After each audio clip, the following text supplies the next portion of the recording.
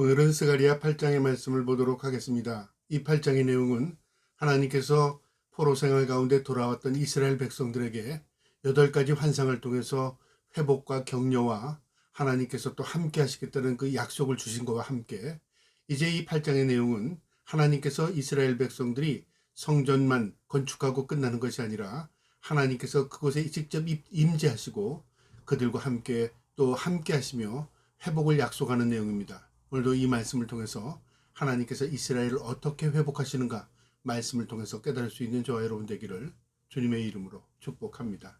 8장 1절에 만군의 여호와의 말씀이 임하여 이르시되 만군의 여호와가 이같이 말하노라 내가 시온을 위하여 크게 질투하며 그를 위하여 크게 분노함으로 질투하였노라. 이 질투라는 것은 하나님께서 사랑하신다 그것이죠. 하나님께서 이스라엘을 방치하고 내버려 둔 것이 아니라 그들을 훈련시키기 위해서 이 바벨론의 포로 생활을 70년의 그 긴 세월을 그들이 노예 생활로 고통을 당하게 했지만 하나님께서 그들을 버리신 것이 아니라 하나님께서 다시 그 사랑으로 그들을 회복하시겠다는 겁니다. 그게 질투입니다. 하나님께서 그들을 방치한 게 아니라 그들을 보시고 계신 겁니다. 그리고 때가 되면 하나님께서 그들을 다시 회복시키겠다는 약속입니다. 3절에요. 여호와가 이같이 말하노라 내가 시온에 돌아와 예루살렘 가운데 거하리니 예루살렘은 진리의 성읍이라 일컫겠고 만군의 여호와의 사는 성산이라 일컫게 되리라. 이제 다시 예루살렘 이스라엘이 회복된다 그 말이죠. 하나님께서 그들과 함께 하시고 그들에게 떠났던 것이 아니라 이제 분명히 이스라엘 백성들과 함께 하심을 하나님이 보여주시겠다는 겁니다. 놀라운 하나님의 은혜입니다. 4절에요. 만군의 여호와가 이같이 말하노라 예루살렘 거리에 늙은 남자들과 늙은 여자들이 다시 앉을 것이라 다 나이가 많으므로 저마다 손에 지팡이를 잡을 것이요. 늙은 남자들, 늙은 여자들, 나이 많은 사람들이 전쟁을 통해서도 죽은 것이 아니라요. 이젠 만수를 누린다 그 말이죠. 그러니까 평화를 의미합니다. 나이 많은 사람들이 지팡이를 짚고 도시 한가운데 거닐 수 있다는 것은 그 땅이 평화로운 땅이 되었다 그 말이죠. 이처럼 나이 많은 사람도 이제 만수를 누릴 수 있는 그런 땅으로 하나님께서 회복시킨다는 겁니다. 그것뿐 아니라 5절에 그 성읍거리의 소년과 소녀들이 가득하여 거기에서 뛰놀리라. 이제 아이들이 마음 놓고 다닐 수 있는 거리, 이것도 평화를 의미하죠. 안정된 도시, 하나님이 그들을 지키시고 함께 하시는 도시가 된다 그 말이죠. 이것은 언제 그런 때가 올까요? 물론 이 지상에서도 인간에게 평화가 있지만 그러나 궁극적으로는 하나님께서 천국을 의미합니다. 하나님의 나라는 이렇처럼 평화를 누릴 수 있는 그런 땅으로 하나님께서 회복시키는 겁니다. 그래서 이스라엘 백성들이 이 바벨론 포로 생활 가운데 돌아온 이후에 그들이 지은 이 성전이 하나님이 임재하심 그리고 하나님께서 그 땅을 다스리시고 이스라엘 백성들에게 다시 회복을 약속하는 눈으로 볼 수 있는 시각적인 그 효과를 하나님께서 지금 이렇게 말씀하시는 겁니다. 너희가 성전만 짓고 끝나는 게 아니다. 성전을 짓고 너희의 예배가 회복되고 너희가 신실한 마음으로 하나님을 찾게 되면 하나님께서 이처럼 너희를 회복시키겠다 그 말입니다. 6절에요. 만군의 여호와가 이같이 말하노라 이 일이 그날의 남은 백성의 눈에는 기이하려니와 내 눈에야 어찌 기이하랴 만군의 여호와의 말이니라. 이상한 일로 보일 수 있다 그 말이죠. 야, 어떻게 이렇게 멸망된 땅이, 어떻게 이렇게 짓밟힌 땅이 다시 회복이 돼서 생각지도 못하게 이렇게 평화로운 땅이 될 수 있는가. 세상 사람들이 다 기이하게 여긴다, 이상한 일로 여긴다 그 말이죠. 그런데 하나님의 편에서는 이것이 이상한 것이 아니라 그 말이죠. 하나님은 하나님의 계획과 섭리로 회복시킬 수 있다 그 말입니다. 회복을 약속하는 겁니다. 7절에요. 만군의 여호와가 이같이 말하노라 보라 내가 내 백성을 해 뜨는 땅과 해가 지는 땅에서부터 구원하여 내고, 그러니까 사방에서 하나님의 백성들 다시 회복시키기 위해 불러 모은다 그 말이죠. 인도하여다가 예루살렘 가운데 거주하게 하리니 그들은 내 백성이 되고 나는 진리와 공의로 그들의 하나님이 되리라. 마치 하나님께서 이스라엘 백성들이 애굽에서 출애굽할 때 그 모세를 통해서 하신 말씀처럼 너희는 내 백성이 되고 나는 너희의 하나님이 되리라.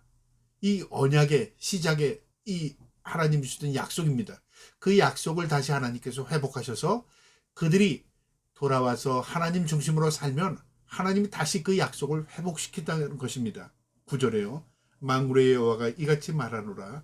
만군의 여호와의 집 곧 성전을 건축하려고 그 지대를 쌓던 날이 있었던 선지자들의 입의 말을 이날에 듣는 너희는 손을 경고해야 할지니라. 그들이 바벨론 포로 가운데 돌아와서 성전을 지으려고 했지만 이 사마리아 사람들의 방해를 통해서 그들이 성전을 방치해버렸습니다. 그리고 그들이 그냥 먹고 사는 일에 다시 전념하게 됩니다. 그때 하나님께서 선지자들을 통해서 다시 격려합니다. 너희가 지금 이럴 때냐 그 말이죠. 너희가 지금 이 집 짓고 농사하고 이럴 때냐 그 말이죠. 성전을 짓고 믿음을 회복하고 하나님 중심으로 다시 모여야 되지 않느냐. 선지자들의 이 음성을 듣는 너희들은 하나님께서 너희를 견고하게 하겠다. 너희가 그 말씀대로 살아가면 하나님 너희의 힘이 되어주겠다 그 말이죠. 그래서 하신 말씀이 10절입니다.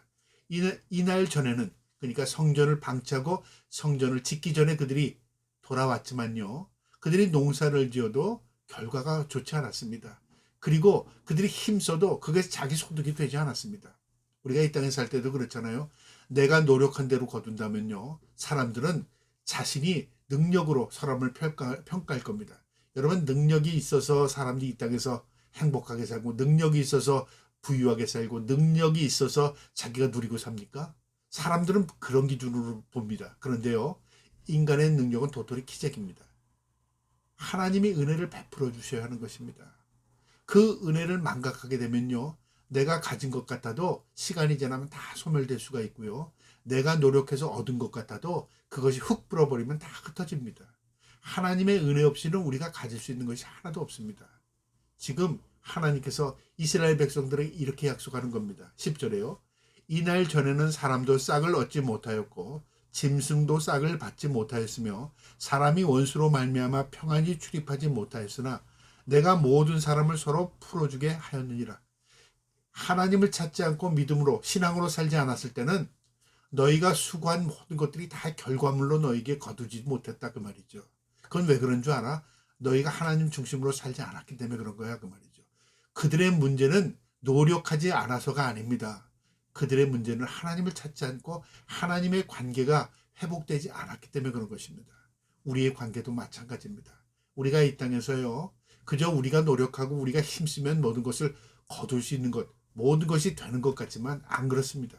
하나님의 주권적인 섭리와 하나님의 은혜가 임해야 하는 것입니다. 그러나 하나님께서 뭐라고 말씀하시냐면 이제 너희가 하나님을 찾게 되고 하나님 중심으로 살면 내가 너에게 복을 주겠다는 겁니다. 11절에요. 만군의 여호와의 말씀이니라. 이제는 내가 이 남은 백성을 대하기를 옛날과 같이 아니할 것인즉 옛날이 어땠습니까? 그들이 수고해도 거두지 못했습니다. 그러나 이제는 다를 것이다 그 말이죠. 너희가 믿음을 회복시키면 하나님의 은혜가 임한다 그 말이죠. 12절에 곧 평강의 씨앗을 얻을 것이라 포도나무가 열매를 맺으며 땅에 산물을 내며 하늘은 이슬을 내리리니 내가 이 남은 백성으로 이 모든 것을 누리게 하리라. 이제 하나님의 백성들이 하나님을 찾고 하나님께 예배하고 하나님 중심으로 살면 열매를 맺고 꽃을 피고 그리고 그들이 평화를 누리고 그들이 참된 안식을 누리게 될 것이다 그 말입니다. 13절에 유다 족속아 이스라엘 족속아 너희가 이방인 가운데서 저주가 되었으나 이제는 내가 너희를 구원하여 너희가 복이 되게 하시리니 두려워하지 말지니라. 손을 견고히 할지니라. 이제 견고히 해라. 다시 말하면 힘내라 그 말이죠. 화이팅 그 말입니다. 너희가 과거에는 너희가 저주거리가 되었다 그 말이죠. 왜요? 하나님 없는 인생을 살았으니까. 그들이 세상 중심으로 살았으니까. 그러나 이제 그들이 믿음을 회복하고 하나님 중심으로 살면 어떻게 한다고요? 하나님 그들의 능력이 되어주신답니다. 그러니까 두려워할 필요 없어. 이제 하나님이 너희의 힘이 되어주시고 능력이 되어주셔. 너희는 하나님 중심으로 살아라 그 말이죠. 14절에 만군의 여호와가 이같이 말하노라.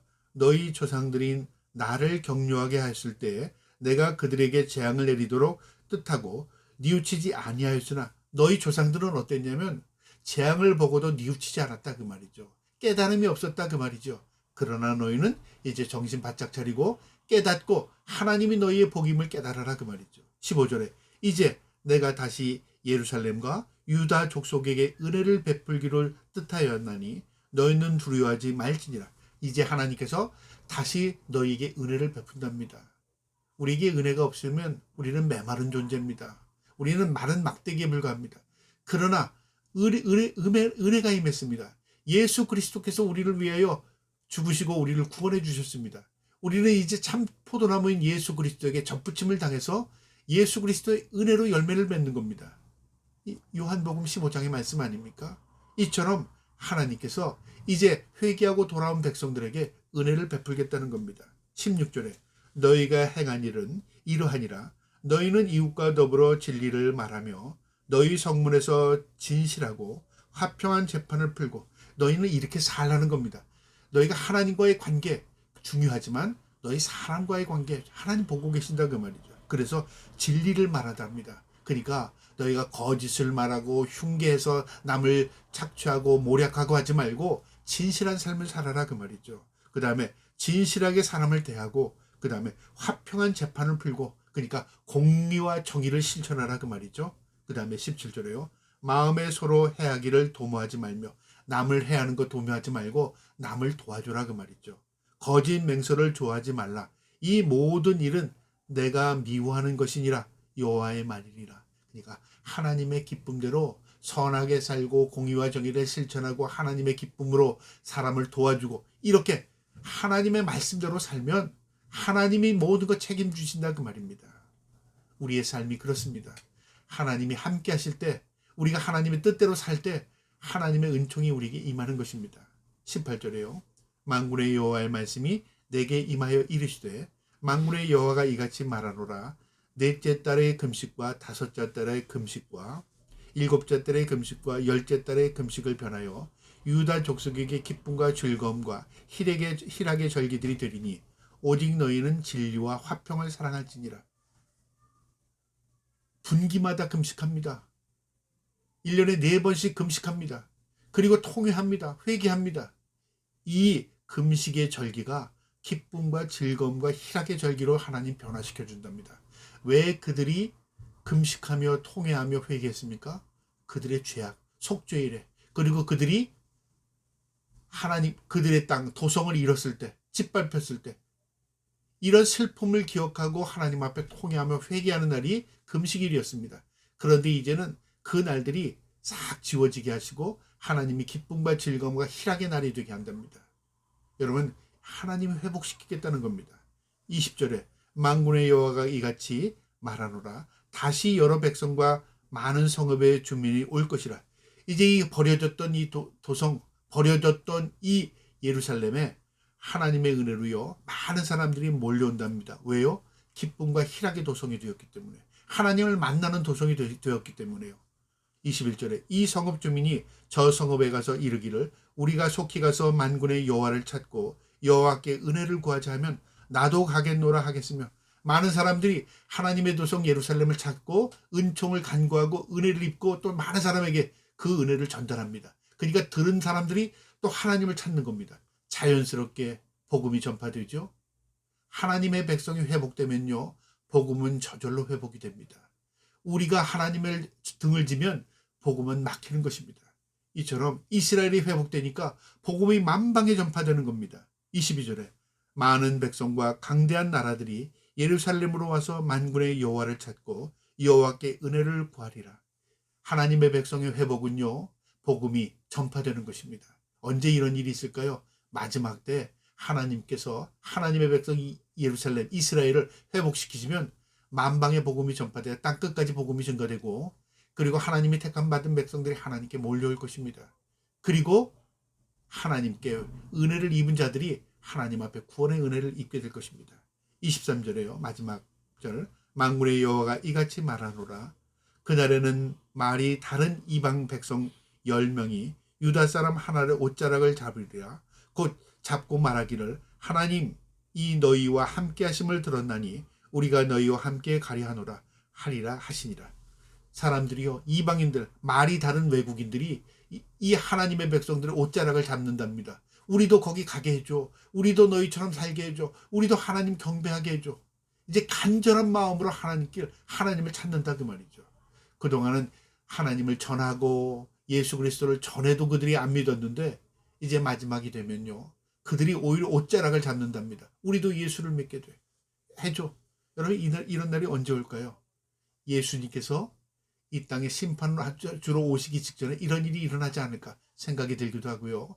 그것이 아니라면 심판이 시작될 때 많은 사람들이 우리가 예수 그리스도를 몰랐구나 통회하며 그들이 슬퍼할 겁니다. 그리고 옷자락을 잡는 날이 있을 겁니다. 그리고 우리도 구원받게 해줘. 여러분 어떤 상황인지 우리가 닥치지 않아서 알 수는 없지만 분명한 사실은 지금은 우리가 예수 믿는 것이 때로는 고난이 되고 때로는 그 십자가가 있다고 생각하지만요. 마지막 때가 되면 상황이 완전히 달라질 것입니다.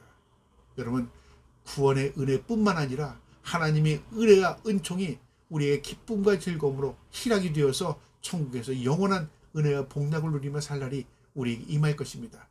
우리의 마음속에 회복의 은혜를 마음에 두고 늘 하나님의 은혜를 간구하며 살아갈 수 있는 저와 여러분 되기를 주님의 이름으로 축복합니다. 아멘.